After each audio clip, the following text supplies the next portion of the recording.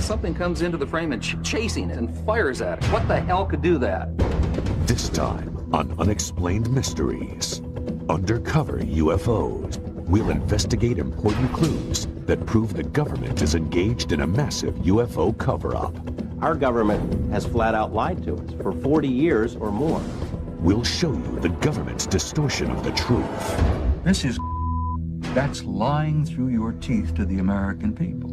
The military's mysterious black projects based on alien technology. Is this otherworldly technology that's being applied to Air Force black projects? The scientist who was ordered to study an alien UFO. Our group basically was to back engineer them and see how it was fabricated. And try and duplicate some of that technology with earthly materials. The military cover-up of a dangerous UFO threat to our nuclear air bases. Whatever this was flying around could just penetrate all these defenses at will. And the government's use of threats and fear to suppress the truth. If the powers that be knew I was targeted, there would be a high price for me to pay. You'll find out why the government is reluctant to admit the possible existence of life on other planets. The reason being that it could cause widespread social unrest and possible deterioration of government control. We'll hear from witnesses of saucer-shaped craft that might have been designed and built by the Air Force. My gosh, those are flying saucers. Those things really do exist. And we'll give you our final analysis in our UNX report as we blow the lid off the government's UFO conspiracy on Unexplained Mysteries, Undercover UFOs. Since the first sighting of a UFO, evidence suggests the U.S. government has lied to the American public to cover up the existence of alien spacecraft.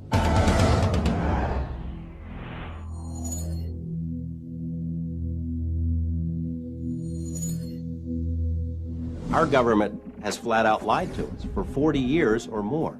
They've threatened people and intimidated people. They've spied on UFO groups, infiltrated UFO groups, spied on researchers, compiled dossiers. Their response is bordered on paranoia. The CIA says that it does not collect information on UFOs, and it hasn't since the 50s. There are reams of documents squeezed out of the CIA that indicate that they have on staff CIA UFO experts, agency personnel monitoring the situation on an ongoing basis. They lie. The Air Force studied UFOs closely. A squadron of pilots had a unique mission: find and photograph UFOs. Pilot Guy Kirkwood witnessed an amazing scene: 16 unidentified objects 2 miles away. They broke rank and just started moving all over. They were below us, they were above us, they were out in front of us, and accelerating, literally at lightning speed. And a dot in the distance, maybe several miles away from you at that point, maybe a pencil point, all of a sudden closing on you at the rate of several thousand miles an hour, and a 36-foot object, which is basically almost the same size as our aircraft, with a 36-foot wingspan. But all of a sudden this thing is just closing on you faster than you're able to think. The Air Force suddenly terminated the UFO search squadrons. Years later, Kirkwood started talking about what he saw, and 2 government agents accosted him. And they said, well, the government doesn't like the information being released, and to continue could be detrimental to your health. UFO experts maintain that the U.S. government conducts research at a top-secret base in Nevada, known as Area 51. An aerospace engineer who worked there could not believe what he saw. Got out of the bus, I was told to walk directly through the hangar, and immediately, even before entering the hangar, you can see the edge of a disc. This is your classic flying saucer, 2 inverted pie plates, if you wish, with a segmented larger area dome on top. Within minutes of that, I finally realized that this had nothing to do with something the government was producing, and that was quite shocking because everything inside was small. This is a full-size craft, 30, 35 feet in diameter, maybe 40. But you're looking at seats that are,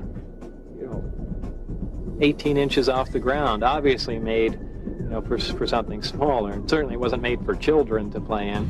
The U.S. government denies working on alien spacecraft. They also deny that Robert Lazar ever worked for them. Records of Lazar's employment have vanished.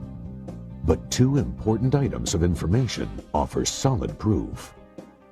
A W-2 form stating that he worked for Naval Intelligence, and a listing of his name in a government lab phone book. After Lazar came forward, he was threatened by government agents. Many others suffered the same fate. One after another had visits from government personnel who basically intimidated or told them to back off, followed them around. I've been covering organized crime in Las Vegas for 10 years, dealing with mob hitmen and mob informants, people who have been in the witness protection program. The fear that is generated by this UFO subject for people who really know about it far outweighs the kind of fear that the mob inspires. I mean, people are more afraid of our government than they are of organized crime. Despite the risk, Lazar maintains his conviction. I am exactly sure of what I saw. I know what mainstream science is like. I know where physics stands. I know all of that. And this is an extraterrestrial craft. This technology is hundreds and hundreds of years in advance of us, and that's the end of that story. The U.S. government has a history of withholding secrets from the public.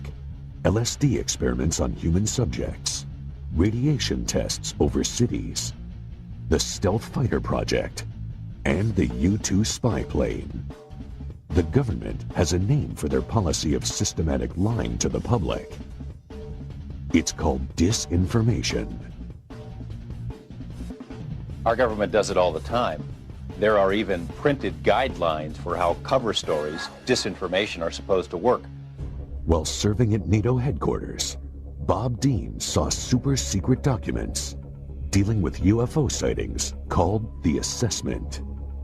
I have to be honest with you and tell you that that information literally changed my life, because I knew for the first time that the subject was not fantasy, it wasn't myth, wasn't legend, it was real, it was true. One of the reasons I'm violating my national security oath is that I believe that the American people are losing their Constitution because of the secrecy and the cover-up. Officially, the government investigated UFOs under the name Project Blue Book. Now, I look upon Blue Book itself as a little bit of disinformation, to tell the people, yes, we're doing something, when in reality, Blue Book, as we understood it, was simply a public relations front. Many experts feel the government will go to any length to conceal the truth. To give you an example of the most recent example of absurd disinformation was this incident involving the Roswell incident. First, the Air Force says it was a weather balloon. And 50 years later, they said, gee, guys, we're sorry. It really wasn't a weather balloon. It was much more than that, but it was a balloon. Project Mogul.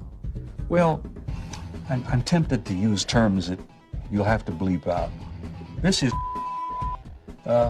that's disinformation. That's lying through your teeth to the American people. And if that isn't disinformation, I don't know what is. Coming up, the frightening UFO threat on our nuclear arsenal. It was a classic flying saucer, and it shot a beam of something at our warhead. Find out about the military's top secret black projects. Area 51 is the most tightly secured installation in this country. I saw the object exhibit entirely unconventional flight characteristics. The government's search for extraterrestrial intelligence, which was abruptly terminated. The government would never make that leap of faith that the public would be able to handle the fact that we are receiving intelligence signals from somewhere else. Eyewitnesses who saw UFOs parked on an airbase. Hey, my interest perked up instantly when I began to see literally hundreds of photographs of all types of quote-unquote flying saucers. and the government conspiracy to crush the truth about UFOs.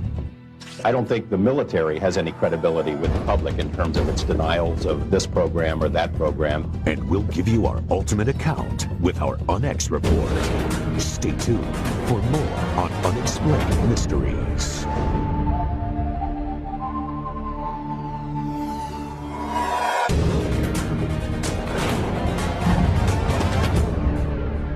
Unexplained Mysteries, Undercover UFOs. The long-time U.S. policy of lies and disinformation may have put the public in danger. Security at several U.S. nuclear missile bases was breached when eyewitnesses reported bright lights just 200 feet from the missile silos. The speed it took off with, I've seen F-16s fly high rates of speed. And this was here and gone from a dead still hover. Wordsmith Air Force Base, Oscoda, Michigan. Shuttered now, it was an important part of Strategic Air Command's Northern Tier Nuclear Bomber Retaliation Force. An alarm sounded when several unidentified objects showed up on radar, and they were headed straight for the airbase. Stop Rock with an expedited scramble. Authentication time is 1906. Scramble. Roger that. As UFOs flew towards the nuclear weapons storage areas, jets tried to intercept them. But by the time the pilots got there, they were gone. There were at least a dozen U.S. and Canadian military bases that were overflown during a 3-week period. Air Force personnel reported numerous sightings and radar contact of the UFOs in official documents. All of the incidents took place near nuclear weapons facilities. When one object came low over a weapons storage area, that appeared to demonstrate a clear intent over this area, meaning it seemed to have intelligence. I was awakened in the morning by a bright, glowing orange colored light. Looked out over the creek. There was a large, glowing orange oval-shaped object. It hovered over there for, I'd say, good 3 to 4 minutes. It sped off at a high rate of speed, heading away from the airbase. I was scared. There was fear running through me. In their public accounts, the Air Force officially denied all the reports. It's very difficult to find military witnesses because they're, at the time, covered by regulations. I decided, along with several other researchers, to file Freedom of Information requests with the Pentagon. The Air Force documents stated, quote, penetration of sensitive areas during the hours of darkness have prompted the implementation of Security Option 3 at our Northern Tier bases, unquote. The reason this is so significant and interesting is that they seem to be focused on atomic weapons. These bases, because of what they stood for, they were our massive retaliation capability, and therefore they were very high security bases. Whatever this was flying around could just penetrate all these defenses at will. The important question, did the UFOs affect the missile's ability to launch? Malmstrom Air Force Base had several intrusions near missile silos, one involving an object which, according to one witness, hovered over the silo and somehow managed to change the tracking numbers on the missile. According to the witness, the missile had to be removed and retooled to make it work again. And to see this, not in UFO books, but in government military messages, was a real eye-opener. And I think that if the public had known that at the time, there would have been great alarm. About 10 years before, Air Force Lieutenant Robert Jacobs witnessed something remarkable.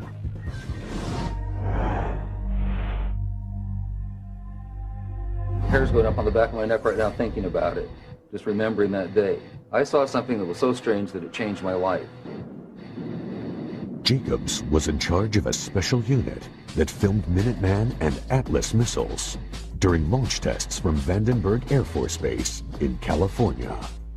So my job was to provide photographic documentation from 30 or 40 different camera positions for each launch. We walked onto the missile and we saw all 3 stages of powered flight. The camera followed the missile through its successful flight. Now, what we didn't know is what else we had got besides the missile. Soon after, Project Director Lorenz Mansman called Jacobs into his office. There were two guys in gray suits in there, civilian clothes. They were not in the Air Force. They were from somewhere else. They never identified themselves. They could have been CIA, OSI, OSS. All four of the men watched the film of the missile flight. The nose cone spread out. The warhead was quite plainly visible. Something flew into the frame. What I saw was a circular object. It was a classic flying saucer. And it shot a beam of something at our warhead. You have to imagine this thing is flying along at several thousand miles an hour. This stuff is flying along, and something comes into the frame and chasing it. And comes in like this and fires at it, and goes around like this and fires at it, and goes around like this and fires at it, and fires at it like this, and then goes back out that way. What the hell could do that? Suddenly, Jacobs was in the hot seat. And he said, "What was that?" And I said, "It looks to me like we got a UFO." And he said, "You are never to say that again. As far as you're concerned, Lieutenant Jacobs, this never happened." And I was sworn to silence, reminded of the severity of a security breach, and told to leave the room. After keeping silent for many years, Jacobs went public. The Air Force responded with complete denial. The Air Force denied that I was ever there. Despite the existence of the film, the Air Force denied that Jacobs was in charge of the Special Photo Unit. They even denied he was in the Air Force at the time. They denied everything.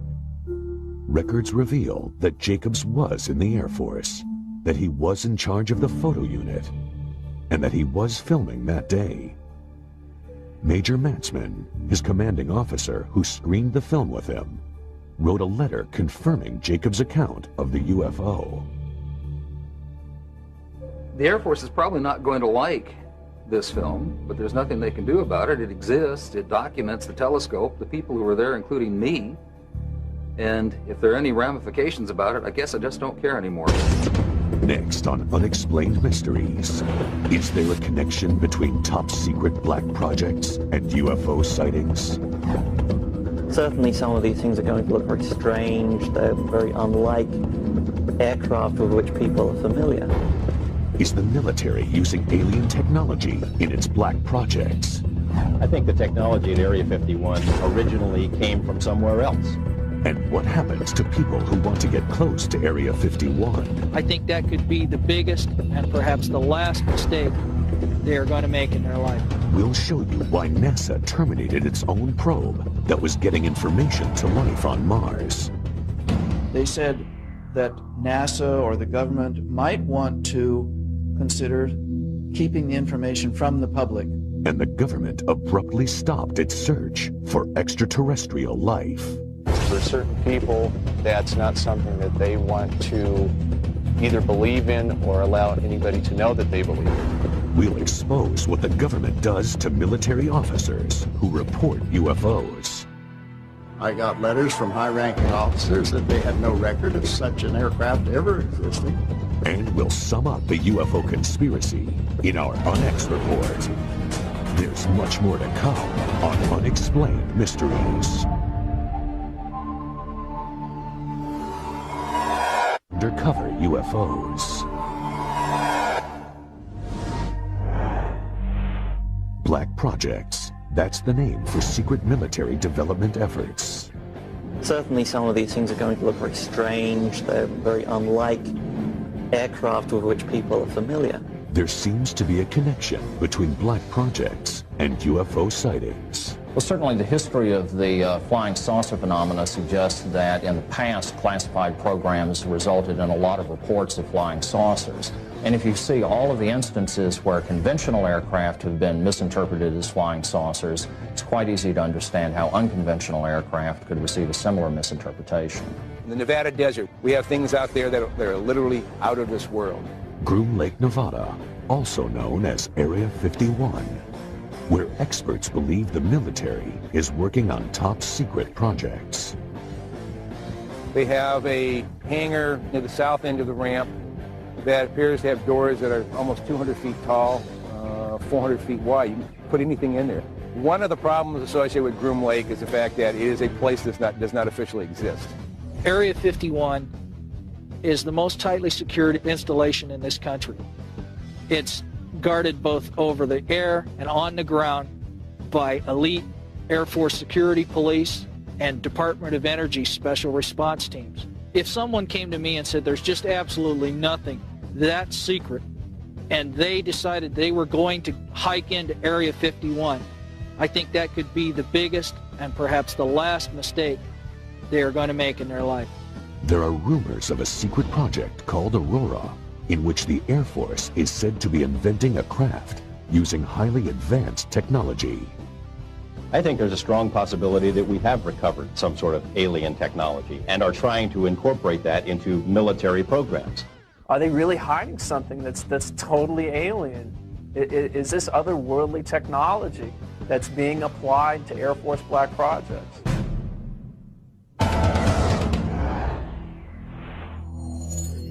Sonic booms have been reported in Los Angeles, evidence of high-speed, unidentified craft.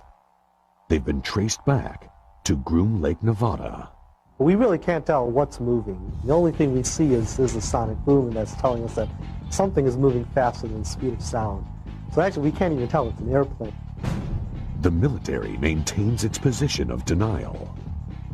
Every time that there's a story about Aurora or the TR-3A Black Manta in the Popular Science or the New York Times or something else, Congress calls the Pentagon on the carpet and says, what's the deal?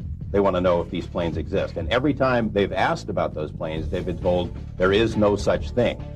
The military has established a pattern of denial concerning these highly capricious wild aircraft beginning in the late 50s and continuing to this day. Two UFO experts investigated Area 51 up close. They saw several red-orange objects in the sky. They started at great height, seemed to descend, and then flared out. It was startling. Then a series of silver pewter flashes went directly across the horizon at terrific speed. One of these silver flashes went directly up into the air. The bottom one seemed nearly to hug the ground. When they tried to leave the base, they were stopped by security. Boom. Headlights come on. There was an M16 pointed at us. And here we were faced with a life and death situation. But we also knew that we had crossed the line back into public domain, and therefore we were saved. 3 months later, Mark Farmer saw the same red-orange flying objects. I saw the object exhibit entirely unconventional flight characteristics. At times it would wobble around in the sky and appear very unstable. At other times it would be in a rock-hard hover. It was an oblated sphere, multicolored, crimson on bottom, blue-green on top, much brighter than anything else in the sky. Robert Lazar, the aerospace engineer who worked at Area 51, is convinced that these objects were experimental Air Force craft developed from alien technology. He claims there are at least 9 flying saucers stored there. I was part of a back engineering group, and our job was basically to look at these recovered discs, and I say recovered because I don't know really where they came from. Whether they were given to us, we found them, shot them down, who knows what.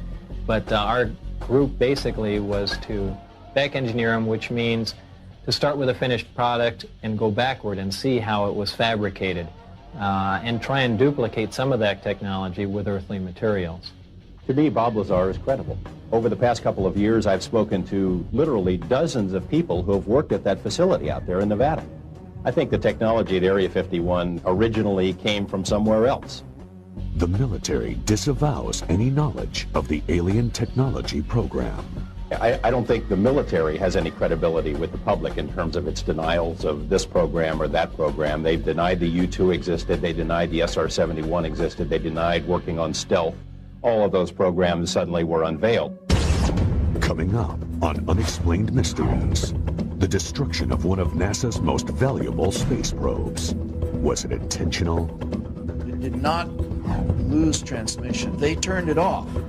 The promising search for extraterrestrial intelligence that the government ended abruptly.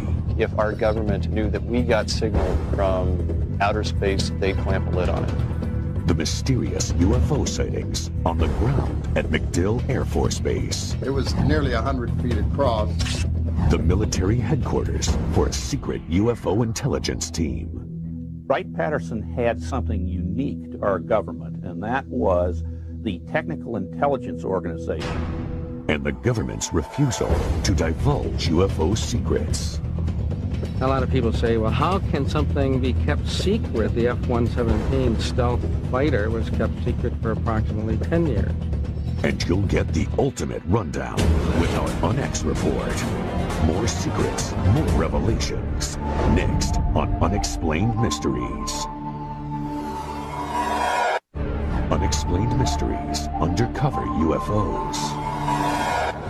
The government's cover-up of alien life extends to other planets.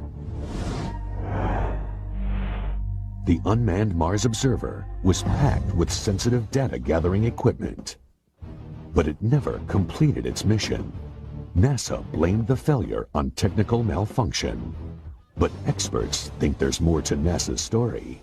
It starts with a strange area on the red planet known as Cydonia. It's quite possible that NASA knows more about anomalous structures on Mars, possible extraterrestrials, even structures on our moon that they're not telling us about. There is sufficient evidence to indicate that some of the objects on Mars may possibly be artificial.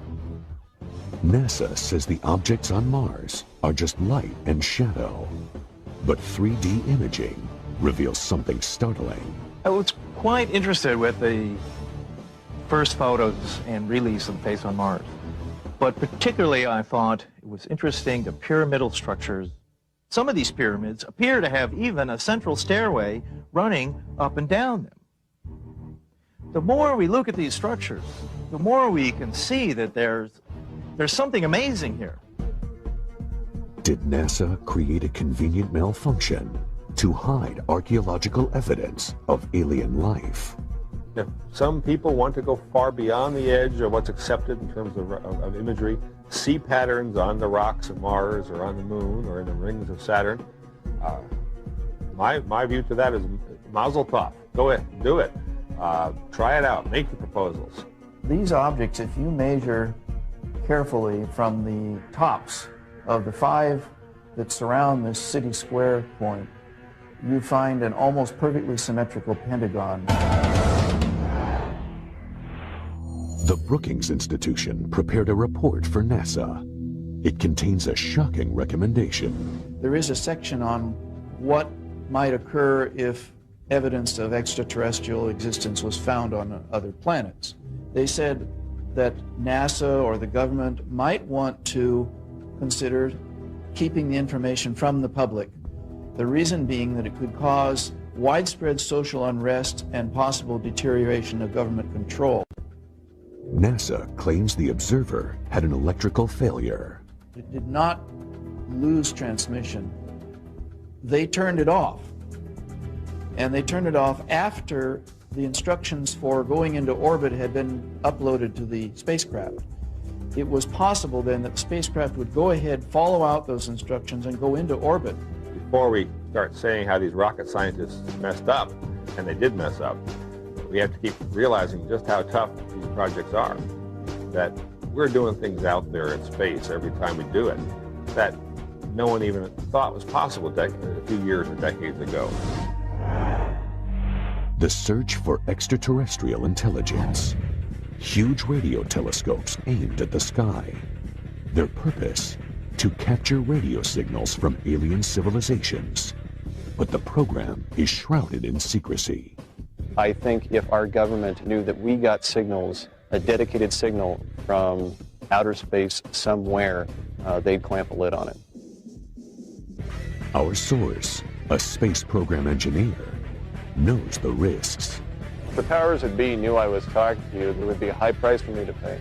After years of denying the existence of UFOs, the government abruptly decides to spend millions on searching for aliens. But there's a catch. It's very hard to believe that the government would allow something this extraordinary be released to the general public without scrutiny and censorship.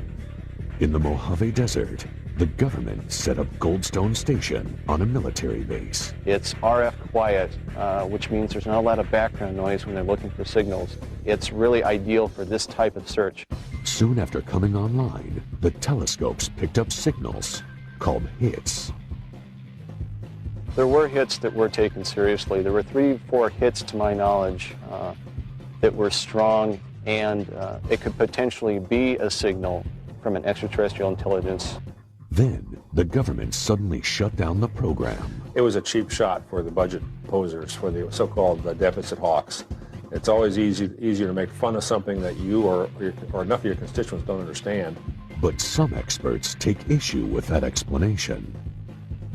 If they embrace the concept of looking for alien signals, they also have to acknowledge the fact that the alien signals are coming from an extraterrestrial intelligence somewhere. And for certain people, that's not something that they want to either believe in or allow anybody to know that they believe in. Some people believe the National Security Agency killed SETI because it feared the public would panic. Their history and action in the past is a good warning of what they would do if something like this happened. SETI was resurrected by several major corporations and renamed Project Phoenix. But the government maintained a strong, though unpublicized, presence. If the hits do come down, they will be suppressed, and I don't think anybody will take a chance. The government would never make that leap of faith that the public would be able to handle the fact that we are receiving intelligence signals from another race, creature, something from somewhere else. Next on Unexplained Mysteries, the Air Force officer who saw a number of UFOs. My gosh, those are flying saucers. Those things really do exist. Or were they experimental military planes? A lot of people say they're from deep space, but they could just as easily be from this world. Find out how the military dealt with questions about the aircraft. They had no record of such an aircraft ever existing. And we get to the truth about the UFO conspiracy in the UNX report. Next on Unexplained Mysteries. Unexplained Mysteries, Undercover UFOs.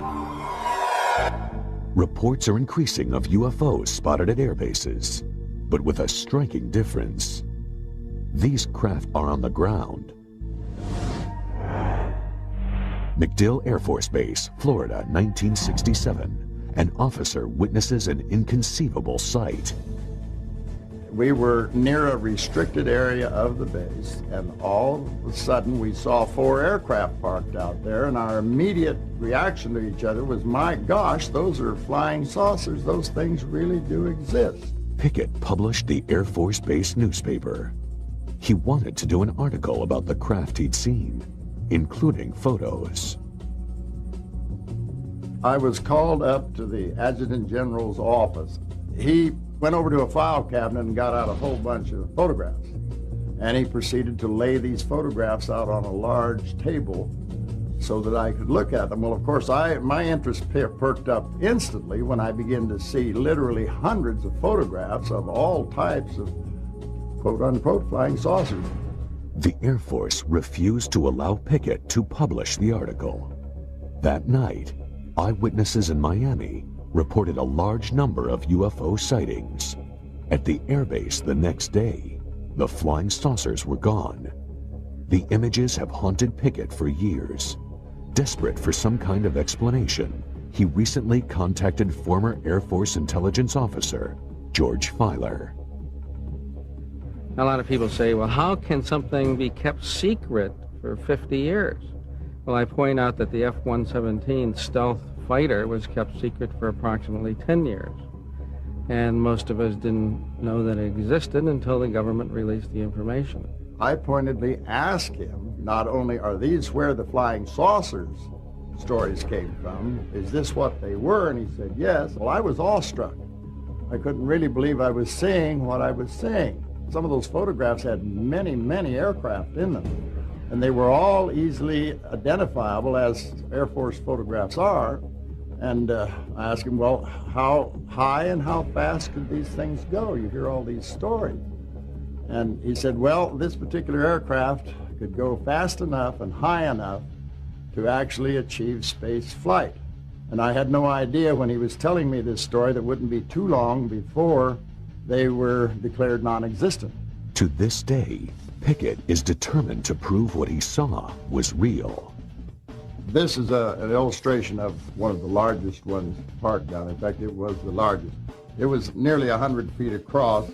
But when Pickett tried recently to get the photographs and documentation of the craft, the Air Force said no.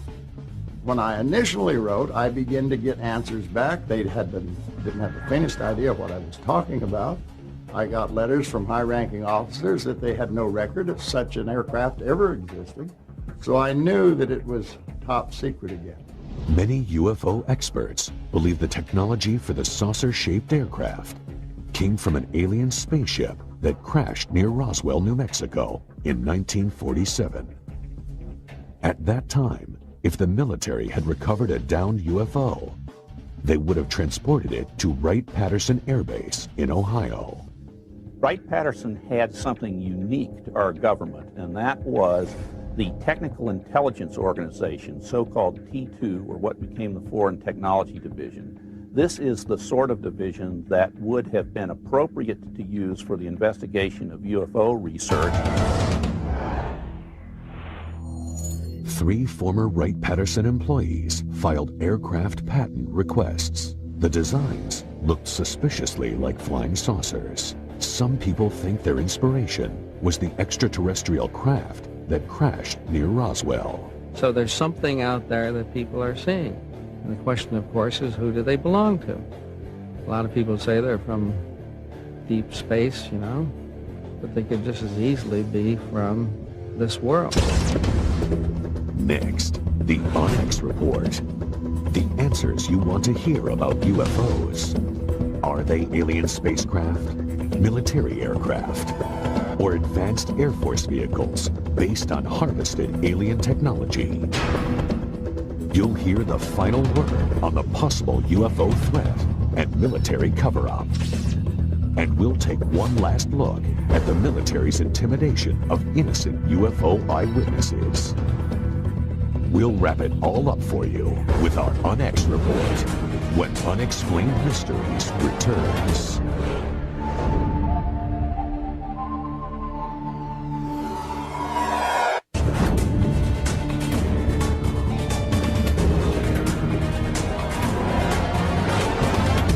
And now for the Onyx Report. Experts believe the U.S. government is conducting a massive conspiracy to keep evidence about UFOs and aliens from the public. The military has established a pattern of denial concerning these highly capricious wild aircraft beginning in the late 50s and continuing to this day. Thousands of witnesses have reported seeing unknown flying craft with similar details. A 36-foot object, which is basically almost the same size as our aircraft, a 36-foot wingspan. This is a full-size craft, 35 feet in diameter. This is your classic flying saucer. And something comes into the frame and chasing it. And comes in like this and fires at it. And goes around like this and fires at it. And goes around like this and fires at it and fires at it like this and then goes back out that way. What the hell could do that? The government UFO conspiracy begins with denial. And he said, what was that? And I said, it looks to me like we got a UFO. And he said, you are never to say that again. As far as you're concerned, Lieutenant Jacobs, this never happened. The government even has a word for its systematic pattern of lies. Disinformation. Our government does it all the time. There are even printed guidelines for how cover stories, disinformation, are supposed to work. This is, that's disinformation. That's lying through your teeth to the American people.